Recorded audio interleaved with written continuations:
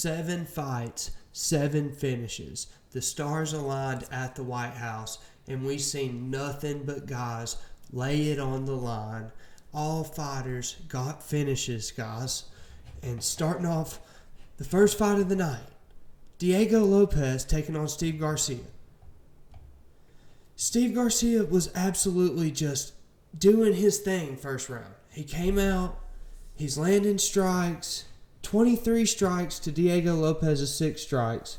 He's peppering him with the jab. He's landing combinations. Diego Lopes is looking like a deer in headlights, guys. And we're thinking, oh no, is this the end for Diego Lopes? Well, guess what, guys? This is not the end for Diego Lopes. He comes out second round. He listens to his coaches. He bites down on his mouthpiece, which is what he should have done against Volkanovski. And he absolutely gets into the pockets, trades punch for punch, and lands a huge 1-2 on Steve Garcia, puts him down and lands some vicious ground and pound, and absolutely kicks this card off for the first fight of the night with an epic just finish. And then you just could feel the magic in the air. As we slide on up the card, Bo Nickal took on Kyle Daukaus, guys. And Bo Nickal is looking like he's a legit contender, guys. You know, he has had a little bit of a rough patch after that loss to RDR, but he's on the way back up now. And he absolutely made Kyle Daukaus look like he was just levels below him. And Bo Nickal took him to the ground instantly. It was like the first 5 seconds of the fight, he got a massive takedown. And then in round 1, he just absolutely controlled him. And it wasn't long before he got him on the ground as he's controlling him, getting a little ground and pound in, not much. They stand him back up, a little questionable stand up. And then Bo Nickal just absolutely lands a kick to the face and then flatlines this guy. And Bo Nickal, who many guys thought, was, he's not for real. This guy is not kind of the guy that is to jump in there with anybody. Well, he's starting to prove people wrong. And he could be a little Chris Weidman 2.0, guys. You got to look out for Bo Nickal. He can take anybody to the ground. He's got good ground game. Striking's getting a little better. That front kick to the face, it skimmed him a little bit, but it would have dropped him had it landed clean. Guys, he's getting a little bit of a tool belt. That's a great win for Bo Nickal. Made Donald Trump happy, getting to shake his hand after his performance. We move on. Michael Chandler just got retired by Mauricio Shogun Ruffy, man. I mean, not Shogun. Mauricio Ruffy, guys. Conor McGregor 2.0. This guy's an absolute monster. Absolute monster, guys.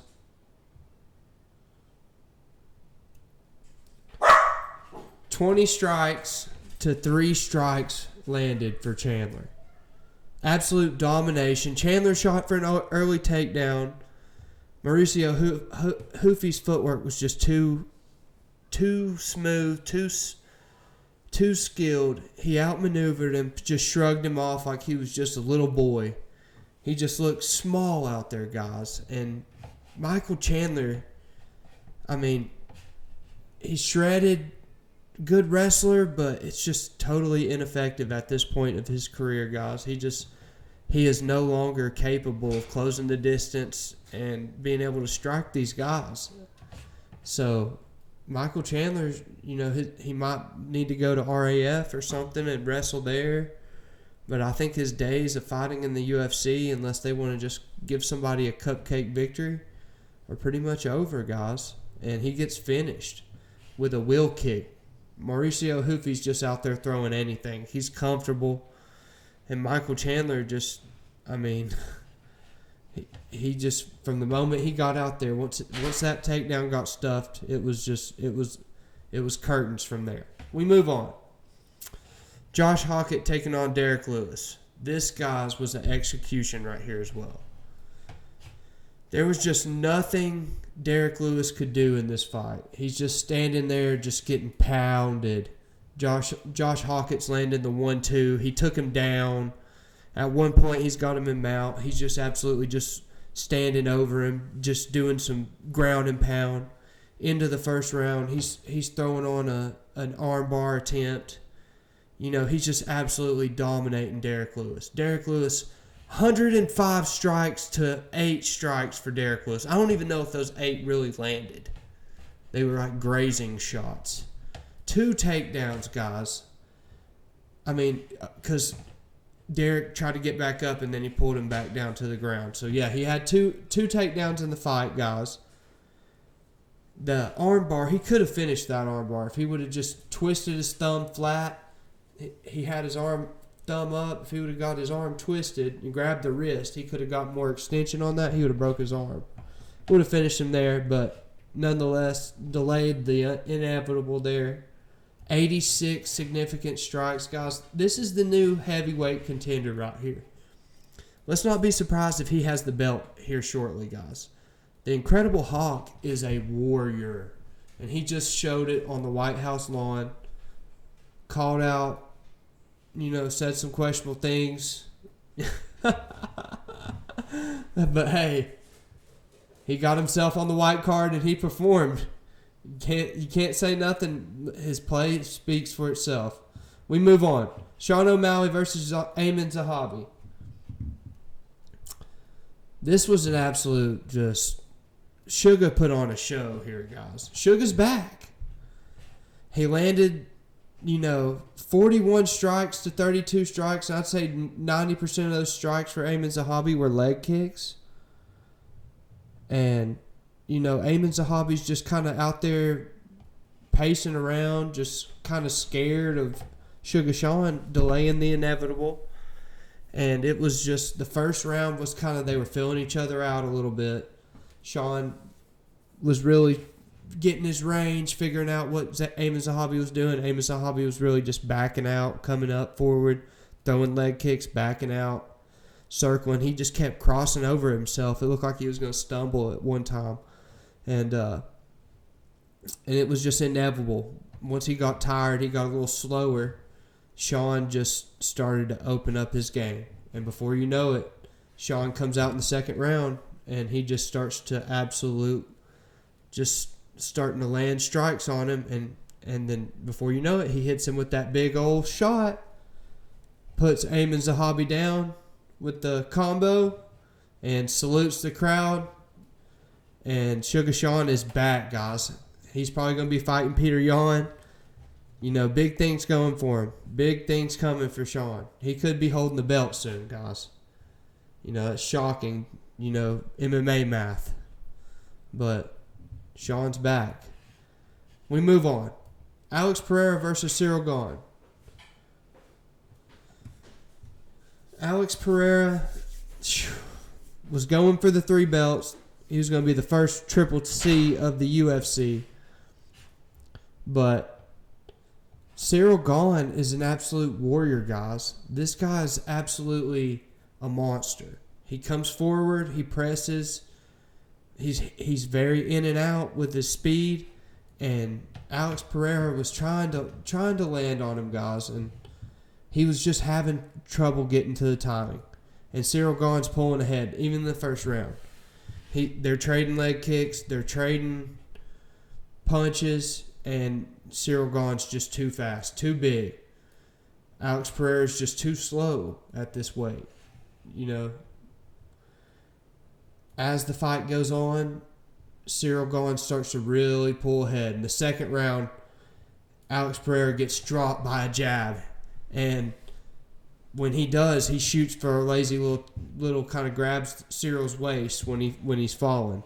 And Ciryl Gane just absolutely hits Alex Pereira with some vicious elbows to the back of the head, guys. Thought they was going to call the fight, but, it's on the White House lawn. It's the co-main event. Ciryl Gane was already starting to pull ahead in that fight, so I can see why they didn't stop it. But, guys, Ciryl Gane finishes Alex Pereira on the White House lawn with a dozen back of the head shots with his elbow. I mean, vicious. It was like the blink of an eye. You just see him just pow, pow, pow, pow. Just absolutely unloading on him. And Alex Pereira gets dropped, guys, and there is no more triple champ. Heavyweight is a question now. Is he going to go up, stay at heavyweight? He's not fighting for the belt unless he goes back down and fights Olberg for 205. So if I'm him, I'm going back down, fighting 205, because there's some big old boys up there. If you can't stand and bang with Ciryl Gane, you're probably not going to be able to stand and bang with Tom Aspinall. So it might be best for you to go on down. Josh Hokit's going to be a monster to stand and bang with too. And if you're going down that easy, it's going to be a long day for you. Like you said, you got dropped by Israel Adesanya. So the chin is there to be had. We move on. Main event. Ilia Topuria. She took my heart, Justin. This was an absolute war, guys. Absolute war. You know, Justin Gaethje came out there and he proved Ilia Topuria wrong. Ilia Topuria came out. Honestly, I thought Ilia Topuria won the first round. I know round one Justin had more strikes than Ilia. But I could just feel the damage coming off of Ilia's strikes in the first round too. He was really placing good shots on Justin Gaethje. But as they moved on to the second round, this is when Ilia Topuria pulled ahead right here, guys. And he dropped Justin Gaethje with the body shot. He took him to the ground. Then he exhausted himself, guys. He exhausted himself. He went for the armbar. He went for the choke with the triangle instead of just finishing Justin Gaethje when he had him. And he burnt himself out. So we move on to the third round. Ilia's already busted up. He took a few shots in the second. He took a bunch of shots in the first. His face is all busted up because Justin Gaethje hits like truck, like Khabib said. So we go on to the third round. And Justin Gaethje just is absolutely, it's like he came off the bench after taking those body shots, all that work. Ilia's exhausted. And his face is swelled up. The damage is setting in. And Justin just like, he just came up off the bench like the Terminator or something. And he just factory reset and took a couple slurp splashes. And he's got max HP. And he comes out in the third round, guys, and he's just absolutely punishing Ilia Topuria. He's landing the jab at will. He's denying takedowns. He's landing huge body shots, guys. Busting Ilia up with the uppercut anytime he tries to trade with him. And the fight just swings. It's like night and day. It goes from first round's close, second round's all Ilia, third round all of a sudden it's Justin's on top. And Ilia's face is swelled up, his orbital's smashed, his nose is busted. Justin looks like he just woke up and brushed his teeth. He ain't got a mark on his face, guys. This guy's freaking unreal. The durability. He must have got so well in shape that he can just handle punishment, guys. Because I've never seen a guy get hit to the body and then come back from it like he did. But Ilia finds a way to make it off the stool. He comes up off the stool. They're thinking about waving it off. He can't see out of his right and can't see out of his left eye. And he goes out for the fourth round. And he does pretty well in the fourth round. He gets a takedown. But Justin Gaethje's still landing that jab at will. Landing the overhand over the left hook that Ilia throws. He's landing that right hand right over the top. And before you know it, the round's over and Ilia's exhausted. Justin Gaethje's on top of him, and he lands a massive knee to the body. And that's all it took. Ilia goes back to the corner, and he's like, no moss, no moss.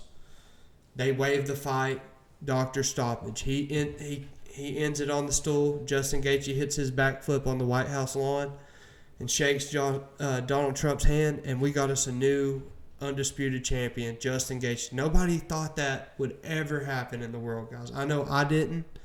I thought Ilia Topuria was just going to come out there and box him and put him to sleep, guys. Put him in the fire.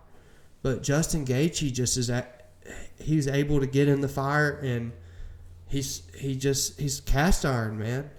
He's improved. There's no doubt he is a very improved fighter, even at this age and stage. He's the best I've ever seen him fight, and I think he needs to give him the immediate rematch. We want to see this one more time, guys. We'd like to see him fight Arman Tsarukyan too, but I think Ilia deserves the immediate rematch with the double champ status and everything he's done in the sport. I think he deserves the immediate rematch. But I think that was just an amazing card, guys. Let me know in the comments below what you think. Who should Ilia fight next? Who should Justin Gaethje fight next? Guys, should he fight Arman? Should he fight Ilia? Let me know below. Be sure to like and subscribe. Peace.